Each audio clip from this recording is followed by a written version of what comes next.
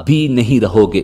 پھر اسے بھی قتل کرا دیا اور کہا کہ باپ کا سر امام علی مقام امام حسین کا بدلہ ہے اور بیٹے کا سر امام علی اکبر رضی اللہ تعالی عنہ کا بدلہ، اگرچہ وہ دونوں ان کے برابر نہیں ہو سکتے۔ خدا کی قسم اگر میں قریش کے 3 دستے بھی قتل کر ڈالوں تب بھی وہ سب امام حسین علیہ السلام کی انگلیوں کے برابر نہیں ہو سکتے۔ پھر مختار ثقفی نے دونوں کے سر حضرت محمد بن حنفیہ رضی اللہ تعالی عنہ کے پاس بھیج دیے۔ ناظرین، خولی بن یزید وہ بدبخت انسان تھا جس نے امام علی مقام امام حسین علیہ السلام کے سر انور کو جسم اقدس سے جدا کیا تھا۔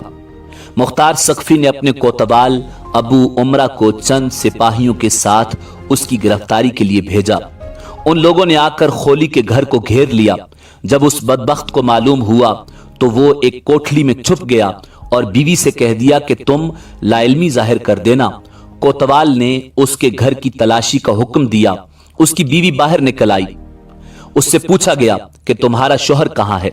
چونکہ جس وقت سے خولی بن یزید حضرت امام حسین علیہ السلام کا سر لایا تھا وہ اس کی دشمن ہو گئی تھی، اس لیے اس نے زبان سے تو کہا مجھے معلوم نہیں وہ کہاں ہے، مگر ہاتھ کے اشارے سے اس کے چھپنے کی جگہ بتا دی۔ سپاہی اس مقام پر پہنچے تو دیکھا کہ سر پر ایک ٹوکرا رکھے ہوئے زمین سے چپکا ہوا ہے۔ اس کو گرفتار کر کے لا رہے تھے کہ مختار ثقفی کوفہ کی سیر کے لیے نکلا۔ راستے میں ان لوگوں سے ملا۔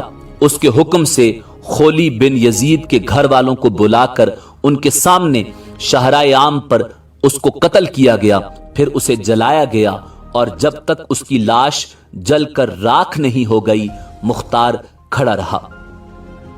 ناظرین، تاریخ تبری کے مطابق مسلم بن عبداللہ زیابی کا بیان ہے کہ جب حضرت امام حسین علیہ السلام کے مقابلے میں کربلا جانے والوں کو پکڑ پکڑ کر مختار ثقفی قتل کرنے لگا تو ہم اور شمر ذل جوشن تیز رفتار گھوڑوں پر بیٹھ کر کوفہ سے باہر نکلے۔ مختار ثقفی کے غلام ضربی نے ہمارا پیچھا کیا۔ ہم نے اپنے گھوڑوں کو بہت تیزی سے دوڑایا لیکن ضربی ہمارے قریب آ گیا۔ شمر نے ہم سے کہا تم گھوڑے کو ایڑ دے کر ہم سے دور ہو جاؤ، شاید یہ غلام میری طاق میں آ رہا ہے۔ ہم اپنے گھوڑے کو خوب تیزی سے بھگا کر شمر سے الگ ہو گئے۔ غلام نے پہنچتے ہی اس پر حملہ کر دیا۔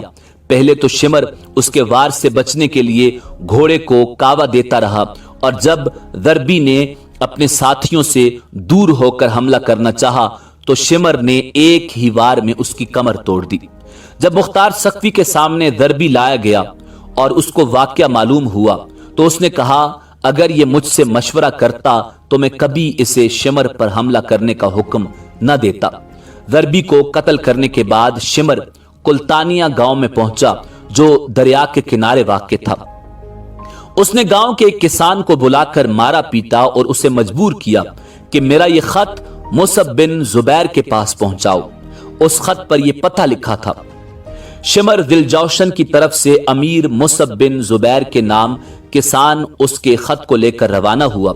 راستے میں ایک بڑا گاؤں آباد تھا جہاں کوتوال ابو عمرہ چند سپاہیوں کے ہمراہ جنگی چوکی قائم کرنے کے لیے آیا تھا۔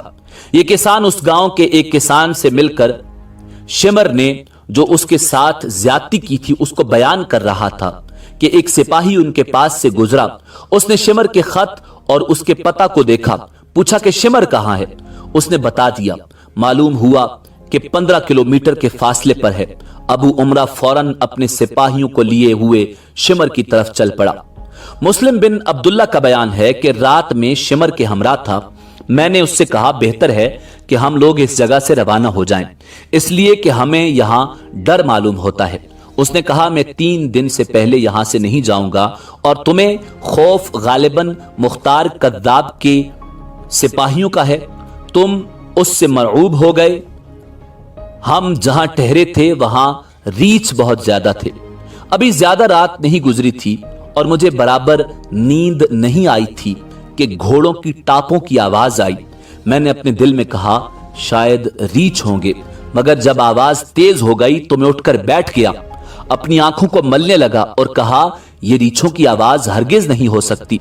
इतने में उन्होंने पहुंचकर तकबीर कही और हमारी झोपड़ियों को घेरे में ले लिया। हम अपने घोड़े छोड़कर पैदल ही भागे। वो लोग शिमर पर टूट पड़े जो पुरानी चादर ओढ़े हुए था और उसके बरस की सफेदी चादर के ऊपर से नजर आ रही थी। वो कपड़े और जिरा वगैरह भी नहीं पहन सका, उसी चादर को ओढ़े हुए नेजे से उनका मुकाबला करने लगा। अभी हम थोड़ी ही दूर गए थे कि तकबीर की आवाज के बाद हमने सुना कि अल्लाह ने खबीस का खात्मा कर दिया। फिर उन लोगों ने उसके सर को काट कर लाश को कुत्तों के लिए फेंक दिया। नाजरीन, साहिब तारीख तबरी लिखते हैं कि अब्दुल्ला बिन दियास, जिसने मोहम्मद बिन अम्मार बिन यासिर को कत्ल किया था, उसने इमाम अली मकाम इमाम हुसैन अलैहिस्सलाम के कातिलान में से मुख्तार सकफी को चंद आदमियों के नाम बता दिए, जिनमें अब्दुल्ला बिन असयद जहन्नी, मालिक बिन नुसैर बद्दी और हमल बिन मालिक मुहारबी भी थे। ये सब उस जमाने में कादसिया में रहते थे।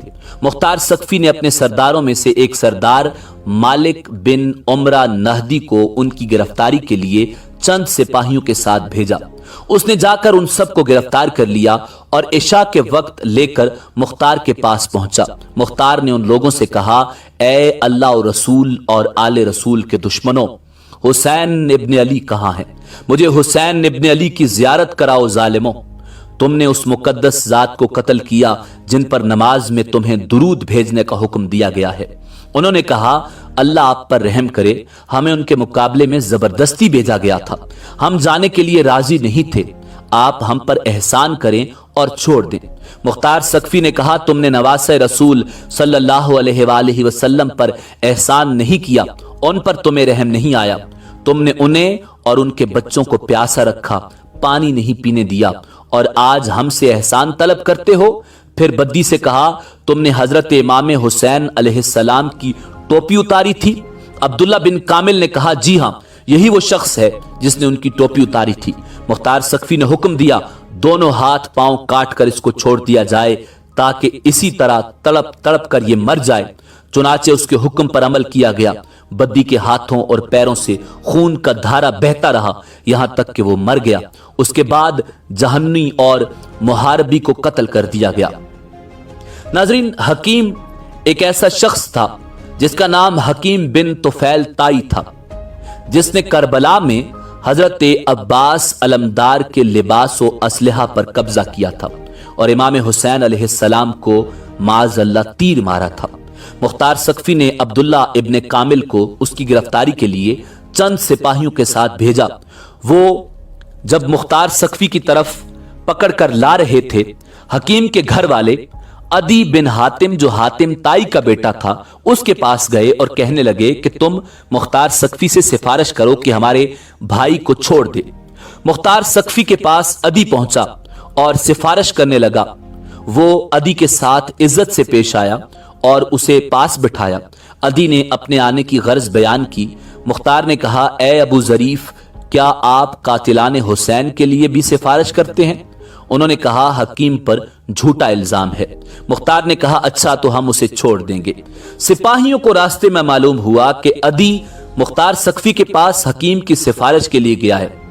उनको लगा कि अगर हकीम की सिफारिश मुख्तार सकफी ने कबूल कर ली तो वो हकीम को छोड़ देगा, इसलिए उन सिपाहियों ने रास्ते में ही हकीम को कत्ल कर दिया और यूं उसे निशाने इबरत बनाया कि उसे एक कमरे में बंद किया गया और कहा कि तूने हजरत अब्बास इब्ने अली के कपड़े उतारे थे, हम तेरी जिंदगी में तेरे लिबास उतारते हैं।